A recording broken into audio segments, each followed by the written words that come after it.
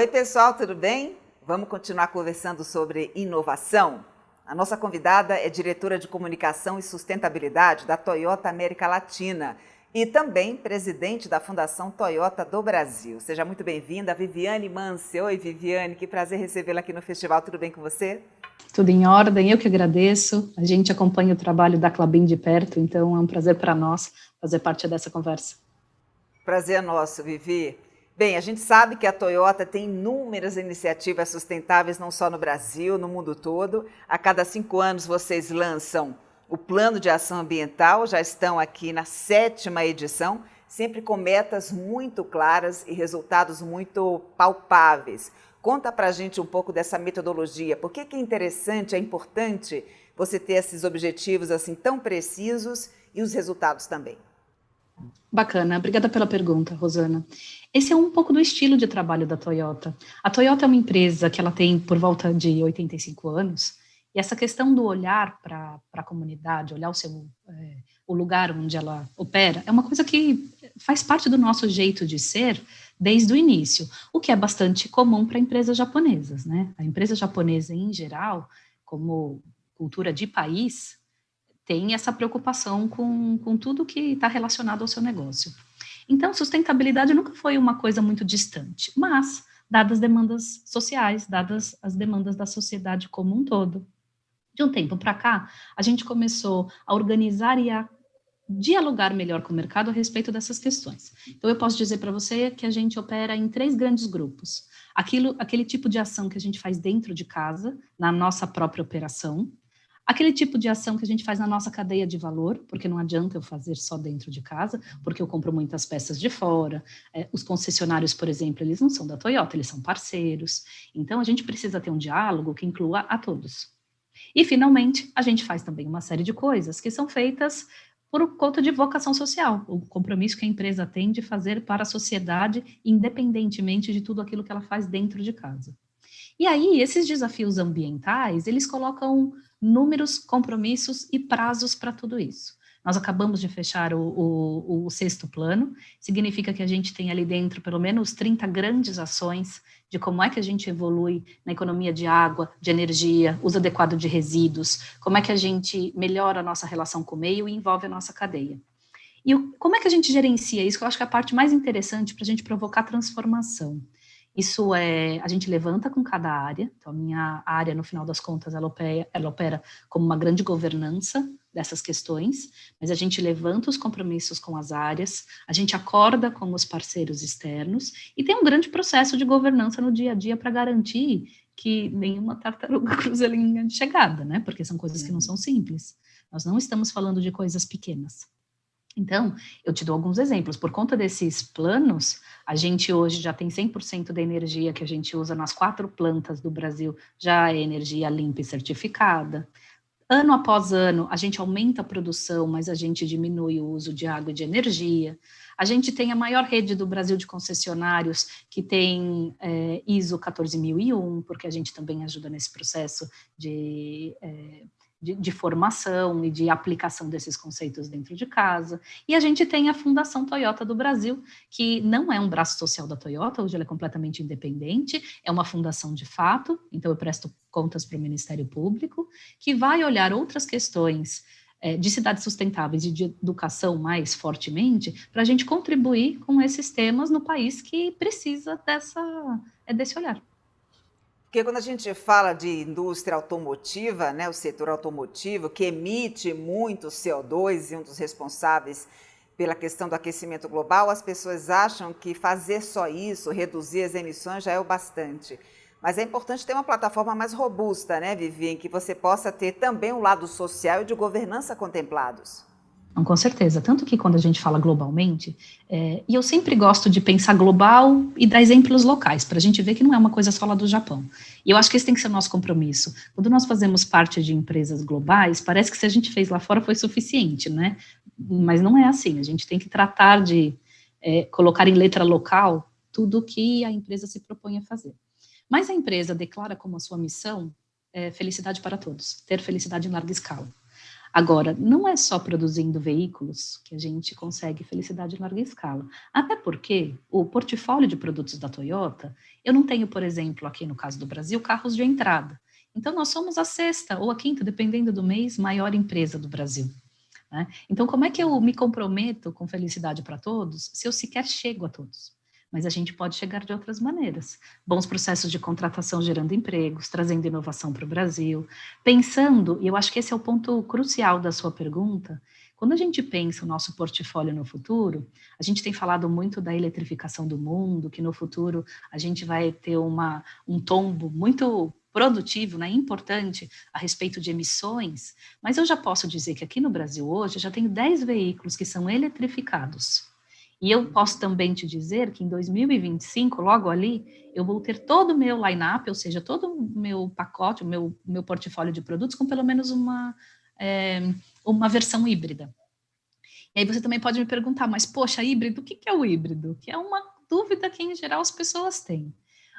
A solução de tecnologia para a descarbonização que nós trouxemos para o Brasil, ela conversa com os desafios locais, por exemplo, de infraestrutura. Então, nenhum carro da Toyota vai na tomada, por exemplo, que é essa imagem que a gente tem de um elétrico, né? Mas nenhum carro da Toyota vai na tomada. Por quê? Ele autogera a sua energia. Então, ele gera energia quando você freia e quando você acelera. Por que isso é importante como tecnologia no Brasil? Porque fazer uma movimentação de infraestrutura num país continental pro elétrico é muito caro. E a gente tem algumas vantagens aqui no Brasil que poucos países têm, como é o caso do etanol. Então, o híbrido, que é o carro que tem, né, diferentes motores, ele tem um motor que é combustão e um motor que é elétrico, e os dois motores funcionam juntos. Alguns deles têm 3 motores, né, porque na verdade, tem o motor híbrido flex, ou seja, ele também opera gasolina, etanol e elétrico. Então, ele tem uma performance nesse sentido muito positiva. Então, quando a gente pensa nessa mudança da indústria, a gente nem se considera mais uma indústria de automóveis, a gente se considera uma indústria de mobilidade. Por quê? Porque eu tenho soluções, primeiro, mais limpas, vindo por aí. Te dei o exemplo do híbrido, que é o que está acessível aqui no Brasil, mas eu tenho muitas outras tecnologias que rodam de forma diferente mundo afora, que é uma parte. A segunda questão é como é que eu trago mais de tecnologia para cá, para a gente desenvolver novas coisas e tornar outros produtos acessíveis para as pessoas. Então, tudo isso vai compondo, de uma certa maneira, essa entrega de valor para a descarbonização futura. A Toyota tem um pensamento muito específico nessa linha, né? Porque a gente não sugere a eletrificação direta, por conta desses desafios de infraestrutura que nós temos. Mas não quer dizer que a gente não precisa caminhar. A gente caminha, a gente tem solução, e é solução para hoje, não é solução que vai chegar daqui a um tempo, sabe? Foi muito interessante você me dar a oportunidade de fazer a próxima pergunta relacionada à eletrificação, que é, de fato, um grande vetor dos planos de descarbonização das grandes empresas. Aqui no Brasil, com a abundância de fontes renováveis, com o etanol, por exemplo, esse combustível alternativo que só cresce, e ainda mais com todo o estímulo internacional que a gente está vendo hoje no mundo, não caberia à empresa Toyota focar apenas no desenvolvimento desse tipo de veículo elétrico, né? Muito mais interessante você compor uma equação que possa observar o nosso cenário individualmente. Exato. Essa é a estratégia global da Toyota, Rosana. A gente tem pesquisa em diversos tipos de tecnologia, em diversos momentos da mobilidade. Aqui no Brasil, isso tem se tornado real dentro do híbrido, porque a gente acredita nesse potencial da indústria do etanol, e a tecnologia está pronta, né? A infraestrutura está pronta, então a gente consegue virar essa página muito rapidamente, trazendo cidades mais sustentáveis, e que é uma parte dessa equação. E a gente também tem trazido para cá novos serviços de mobilidade, como é o caso da Quinto. A Quinto se escreve K-I-N-T-O. É uma empresa que ela opera por car sharing, ela é uma empresa de car sharing, ou seja, você que não tem a necessidade de comprar um carro e ter um carro na garagem, você pode utilizar este serviço e buscar um carro por 1 hora, 1 dia, 1 semana, 1 mês, se você preferir. E a própria Quinto também oferece gestão de frota. Então, com um pouco de diferencial de mercado, que normalmente as empresas que oferecem serviço de frota oferecem grandes frotas. A Quinto tem flexibilidade para fazer isso a partir de 2, 3 carros, que é pouco, ou seja, atende também um médio empresário. E mais que isso, a gente coloca junto com esse serviço uma abordagem, um olhar do Toyota Production System, que é capaz de economizar até 30% de custos de gestão que uma empresa tem. Aí as pessoas brincam, falam assim, tudo bem, mas então você tem um serviço que é para vender menos? Não é um serviço para vender menos, mas o nosso compromisso é ser eficiente, esse é o nosso primeiro compromisso. E tudo parte dessa questão da inovação, né, Vivi? Porque a gente vê aí na cadeia de valor a inovação claramente nesse aspecto, né? Quando você, por exemplo, busca soluções. Isso. E olha, a Toyota também tem um jeito de pensar em inovação que é muito próprio. Imagina que foi uma empresa que surgiu há 103 anos como uma empresa de tear automático e vapor. Então, a empresa foi a primeira empresa, naquela época, né, antes ainda de se tornar automotivo. Naquela época, era uma empresa que descobriu uma forma dos tecidos serem, primeiro, de reduzir dor nas costas, né, e questões ergonômicas nas pessoas que faziam tear, então foi uma grande revolução do ponto de vista ergonômico, e também na qualidade dos tecidos, porque esse novo sistema permitia que rapidamente, se algum fio soltasse, você não precisava perder a peça inteira, ele era rapidamente ajustável. Então, a Toyota elevou e melhorou a qualidade dos tecidos no mundo por conta desse tear. E num determinado momento, vendeu a patente desse tear para criar uma indústria automotiva no Japão, pensando na próxima fase de desenvolvimento. Então, já foi uma mudança bastante robusta e foi uma marca de inovação. E aí, quando ela criou uma indústria automotiva, o pensamento de qualidade, de melhoria da vida das pessoas, de felicidade para todos, já estava lá. A gente conserva isso quando leva para uma indústria automotiva. E aí a gente se diferenciou no mundo por um jeito de inovar a partir de inovações incrementais, de kaizens. Então, a Toyota acabou sendo a empresa que criou uma coisa que hoje os brasileiros em especial gostam muito, que são as SUVs, né, que são esses carros um pouco mais altos, que foi com a RAV4, a forma de não ter pátio, né, de ter uma produção enxuta. Então, tem criado uma carteira muito variada de inovações para descarbonização. Então, a gente de uma forma muito constante tem trazido inovações, pensando a partir do que nós fazemos. Então, a gente não é uma empresa de rompantes, né, chegou e hoje eu tenho uma solução completamente diferente. Não é o nosso estilo. Nosso estilo é um aprendizado constante, colaborativo, no mundo inteiro. A gente tem processos muito bem estabelecidos para isso. E olha só, para quem está pensando em inovar, né, gente, a gente tem processo, mas não é burocracia, tá? Quando a gente tem burocracia, a gente vai lá e olha e resolve isso, porque burocracia não adiciona valor. Mas bons processos que te permitam aprender, que te permitam reconhecer erros e não errar mais, isso a gente tem muito. Então, a gente já deu o exemplo do sexto Action Plan, é uma forma de demonstrar como é que a gente usa resultados aqui na real para tomar decisão. A gente usa isso no aprendizado de novas tecnologias de veículos, a gente usa até dentro da Fundação Toyota. Todos os projetos são medidos, todos, sem exceção. E são monitorados, evidentemente, né? Não adianta só você ter um dado inicial e olhar para ele. A gente debate sobre ele, envolve as pessoas, busca aprender, faz um ciclo de PDCA, né? Que é uma metodologia comum para as empresas, a gente faz de forma constante. E uma vez que a gente descobre coisas que são bons aprendizados, a gente tem um sistema e um processo interno que a gente compartilha no mundo inteiro. Aí todas as fábricas passam a usar igual. Então, são aprendizados de larga escala, que fazem com que a forma como a gente implementa inovações se sustente, independentemente das pessoas, que podem, de alguma forma, estar em outras cadeiras, em outras posições, mas aprendizado não se perde. Muito bem. Você me deu novamente o gancho, então, para pensar no seguinte, quando a gente fala de cultura japonesa, né? Por um lado, tradição muito forte, por outro, modernidade. Quero que você traga para a gente esse olhar do futuro, por meio da Cidade do Futuro no Japão, Woven City, que é um laboratório vivo, né, com várias iniciativas e que está lá no meio a bola da vez em termos de combustível, que é o hidrogênio verde, Vivi. Conta para a gente. Isso aí, bom, você já viu que eu dei um sorriso bem aberto, né? Isso mostra um pouco do entusiasmo que a gente tem com essa cidade. Olha só, no início de 2020, um pouquinho antes do começo da pandemia, nós estávamos na CES, que é a maior feira de tecnologia que acontece nos Estados Unidos, e nós anunciamos com o nosso CEO global, aqui o Toyota, nós anunciamos a criação da Woven City, que se eu pudesse traduzir seria cidade entrelaçada. Por que entrelaçada? Uma das coisas coisas que, às vezes, o mercado nos questiona, mas será que tudo isso vai ser possível, por tudo junto e misturado? Quer dizer, a gente está falando de um monte de tecnologia, a Toyota acabou de abrir, faz 3 anos, 24 mil patentes sem royalties para incentivar outras empresas a produzirem mais tecnologia que possa ser aplicada, né, no contexto de cidades inteligentes. Mas e aí, será que tudo isso é factível, né? Dá para pôr em pé? E a gente falou, dá para pôr em pé, e a gente vai demonstrar por meio desta cidade. É uma cidade que ela será construída a partir de uma fábrica desativada aos pés do Monte Fuji, então aquela área já era da Toyota.